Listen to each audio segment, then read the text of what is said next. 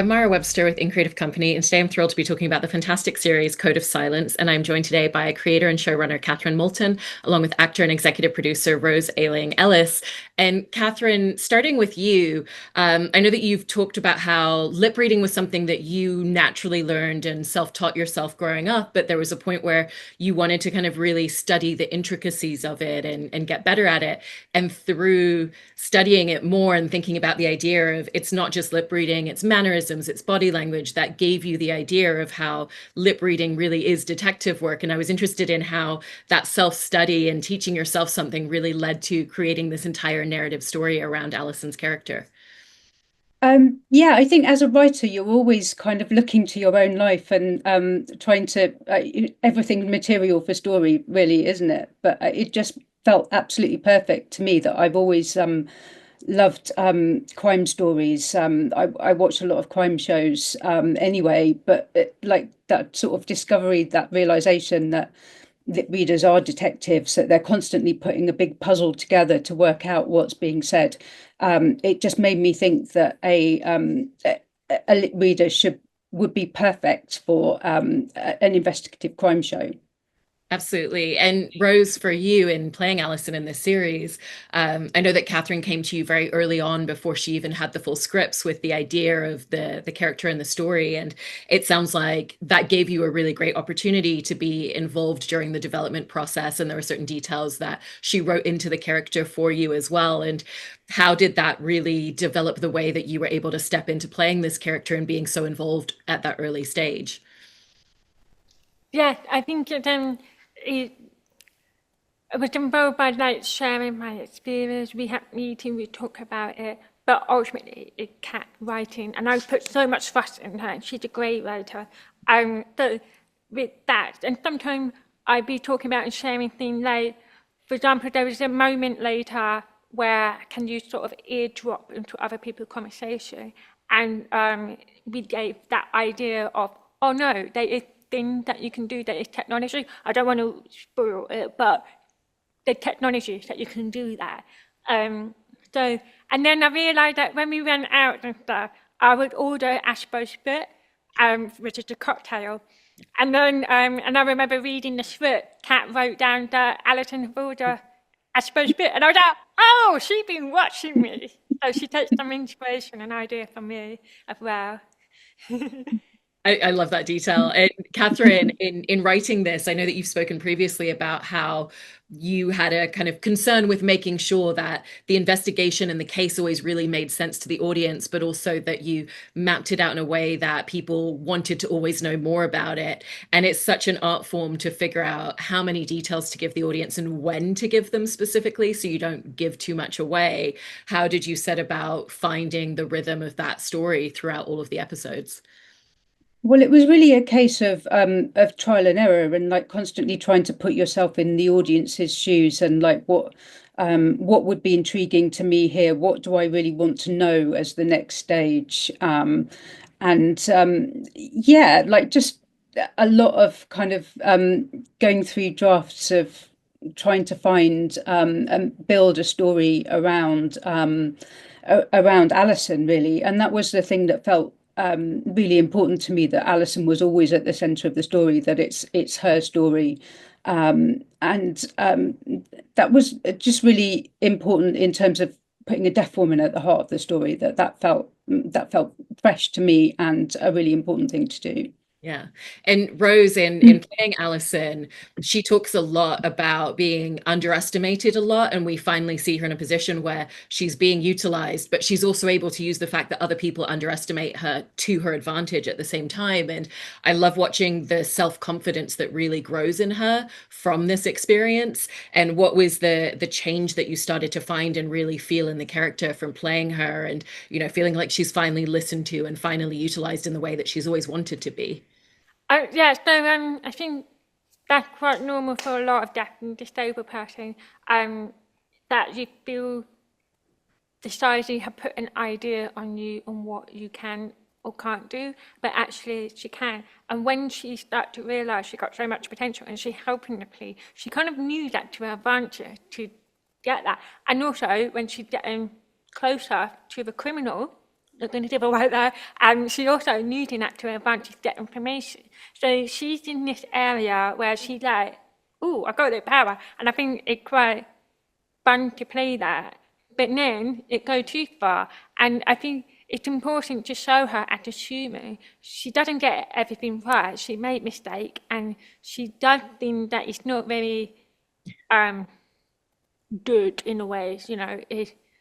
And I think that's what was really important for both me and Kat, is that we don't want to show the superpower and getting everything perfect and being all good and whole. We want to be messy and that was important, especially because you see deaf and disabled is always very holy, and we're not. We do make mistakes and we are stupid sometimes. So, yeah. I mean, Catherine, I think that that's one of the beautiful things about all of these characters is that they all have different intricacies, and you kind of really present the idea of nothing is black and white and nothing is ever completely as it seems on the surface. And, I think Liam is also a great example of that as a character, that we start to really unearth different facets of who he is as well.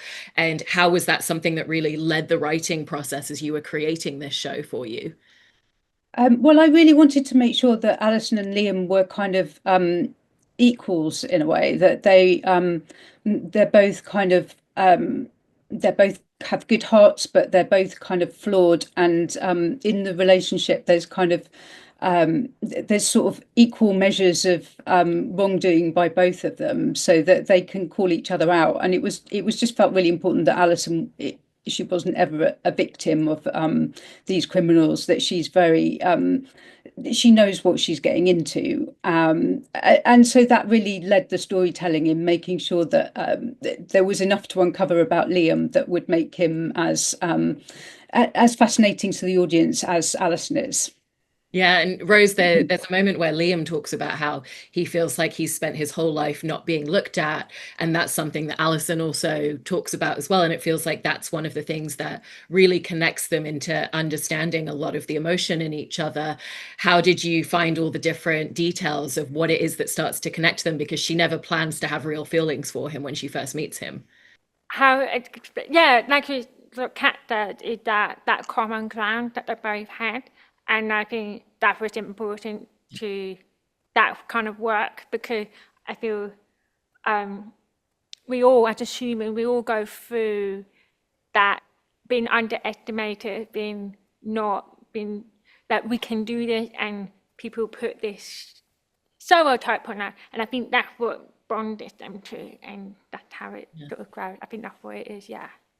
And also in playing Alison, she very much has to conceal a lot of herself when she's in these circumstances, and when she starts meeting the people that are part of the investigation, and be very cautious about what she tells people. What was it like playing a character that has these two sides of who she really is, and then the version of herself that she's trying to be in the middle of this job? Yeah, it's so fun to play that. It's so fun to play around, and how much can you show it and how much you don't. That's the joy of acting, is finding that ground. I think hiding herself, but it's more about other characters. How much do I want to take from, how much information I want to get from them, and how much can I give? And you're playing around with that. That's what helped with finding that, how much do you give and how much you take. Yes, absolutely. And Catherine, one of the things that I love is that you bring us into this story from the perspective of Alison as a character. And even when she's first at the police station lip reading and watching footage via surveillance cameras, we get to first come into the scenes and see what she's seeing and what she's trying to read. But then you also have these snippets of actually going into the space and giving us a little bit more of the dialogue there. And I was interested in just the intricacy of creating that, because it feels like there were a lot of specific choices in exactly what you were showing us and when in those moments. Yeah, it was really important to try and put the audience in Alison's shoes and to let them see how hard lip reading is, because a lot of people just think it's a bit like reading a book and it's all there to be seen, but it's not. It's really hard work. And if you have to spend a day lip reading, you're really tired at the end of it because there's a lot going on there. And so the surveillance sequences were designed around kind of putting the audience in Alison's shoes, allowing them to see, the visible shapes of lip reading are the first words that become apparent in the subtitles, and then also kind of making that leap into the gang's perspective as well, where we want to reveal a little bit more. So it felt quite fun to play with those sequences. And I know that people have really responded to the choice that you made to start bringing text onto screen. But, like what you were just saying, it takes time and there's such an intricacy to lip reading. It's not just watching and immediately knowing everything. And so you're creating that experience for the audience. And it sounds like that really came together in post-production. But I was interested if that was an idea that you'd had earlier on, or if post-production was when that started to come up as an initial idea. There was a version of it. There was a version of it in the script, but then Rose was very involved in developing that in post-production. Do you want to talk about more about that, Rose? No, it definitely was an idea before. It was it in the treatment that what drew me to want to do the drama, because Kat written it down way before. Yeah. In the treatment, not even a script, and it were done in the way I was like, I knew that Kat does lip reading herself. It was definitely coming from a lip reading perception. So that's where it came from. But then in the post-production, it was so challenging trying to work out what the cat is, where we can see it, that is clear enough for the audience to understand, and clear enough for the storyline to carry on, because some of the information you need it for the storyline, but some of it is really difficult to lip read. And it's just the balance of being authentic and realistic, but at the same time is drama, and we need to keep the story going. So it's just having that balance, and that was the biggest challenge after the post-production. We spent so long on these subtitles, to the point it was out almost the day before it came out on the TV, and then we finalized it. Yeah. I love that, and also, Rose, your involvement as an executive producer on this series is, you're getting that title, but I know that it's a lot of work that you've done on other projects where, people are having conversations and asking you for advice and things about how things are represented or shown on screen, or accessibility of presenting things. And, what was that experience in bringing all of the things that you've done over several projects and all the work that you've done behind the scenes, but actually getting to fully step into being an executive producer on this series? Yes. It feels like it's quite nice to give them the credit with all the extra work that you just did, all of that list. That's what I've been doing for so long anyway. I didn't realize how much I've been doing it out of my own time, really, and doing it for free. And because I'm so passionate with the work, so sometimes I get a script, and I should have, as an actor, work on the character and breaking it down. But I'm always getting the script in the past, written by someone who have no idea about that, and I'm editing the script. And then I go back to them and say, hey, can we change it in that way, And they come back and be like, oh, and then they say, oh, and then I have like the day before, and then I can finally work on my character. So the extra work I have to do, I've been doing it for so long. But it becomes second nature to me now, where I am expecting to do it anyway. I just do it. And I remember this, and then with this job, I'm like, oh, I don't have to do so much because Kat knows what she's talking about. And then, so yeah, it's just really fun to do that, I suppose. Yeah. That's the extra work. But it's nice to work on Alison and the character as well. I spent more time doing that than all this other stuff that I don't really want to talk about. Liquid Briney, and who is another subject producer. She worked on Peter Blinder. She does a lot of jobs. She worked so hard to make the whole crew very accessible, that we have every single department have someone who is deaf, disabled, or neurodiverse in each department, and just having a cool access coordinator. So when anyone needs something, there's always a person there to talk to. And that person arranged for interpreters, sort out interpreters so that I can get my full accent. I don't have to do that. I just go to work and just act. It's nice. It's so wonderful. And Catherine, one of the other kind of complicated dynamics that I love in the show is with Alison and Charlotte Ritchie's character, Ashley, because, Ashley becomes someone who really, from a professional standpoint, wants to be very protective of Alison, but also becomes quite supportive of her getting, on a personal level, kind of like sees how good she is and that she's crossing the line and kind of does turn a blind eye a little bit because it becomes something that's quite useful, but also because there's a real friendship that starts to develop. So, as much as she's advising Alison against her personal feelings for Liam, she's also developing personal feelings as a friend towards Alison. And what were some of the gray areas that you really enjoyed creating in that dynamic? Yeah, well, I really wanted to explore that question around um around disability, like should do the police have a responsibility to protect Alison, or should they be utilizing her skills? And I don't think there's kind of no one right answer in that. That I think that is what was interesting to me, that it's a really a difficult dilemma, that obviously she should be able to utilize her skills, but she's kind of going beyond what they've asked her to do, so that puts her in danger, and that brings a big dilemma for the police, which is obviously really interesting drama for me as a writer. Yeah. And Rose, you were just talking about how you really enjoyed getting to focus on spending so much time on developing Alison and your performance as a character. And things become quite emotionally invested for her as time goes on, especially as her feelings for Liam start to become quite real and the lines really become blurred. And I was interested in how you approached playing that and finding the moments of where you feel like the feelings start to come into play and kind of cloud her judgment a little bit more at times. My approach with acting is that I get the script. I try and find what her motivation, what her drive, and why she responded and all these things.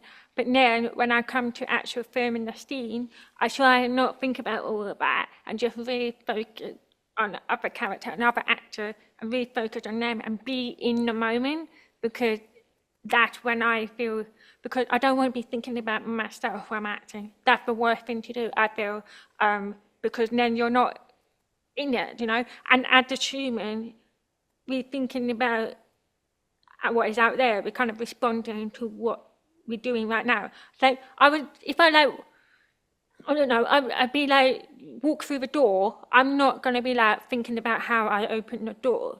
Nobody does that, but I'm going to be thinking about why I'm going to walk through that door because I want to say something, and that's the drive. And I feel that's how, and I think with Liam, who played Kieran, we didn't have a chemistry test before. So, and obviously that's really important because it can make or break the show, because you need that. It's a big part of this theory. And I think because we didn't have that, we both kind of panicked a bit because we really want to make it work. And I think because we both really want to make it work as an actor, it really helped with our character because we both really want the best out of each other. And I think that's how it kind of worked. We were both really focused on each other to make sure. And I think that's why it works really well, because we really listen to each other. I love that. And also as things become more complicated, there's an interesting choice that she makes at one point to go and talk to her dad about things. And they have a very complicated family relationship and history, and he left her and her mum, but he's someone who's been involved in morally questionable things himself. And so what was it like getting to play that scene, and especially with the fact that Alison knows he's the one person that understands that things aren't always as black and white or as straightforward as it seems like they should be? Yeah. I think it's really interesting because we kind of repeat what our family did. It's like, what do you call it? Like a generation pattern thing. So I think Alison's starting to become a bit like her dad, but she don't want to be like her dad, but she also doesn't want to be like her mum. And I think she's at that age where she's like, you know what? I don't want to be like my mum. I don't want to be like my dad, but you can't help it, but you end up becoming like them. So, and I think that's why she goes to her dad, because I think it's in a desperate moment, and her dad knows about what's going on. And her dad have got a different moral that it isn't always illegal, but Alison's very legal. But then I don't know. Yeah. I love that. Well, you've both done such phenomenal work with this series, so congratulations on the well-earned success of it, and thank you so much. Thank you very Thank much. you.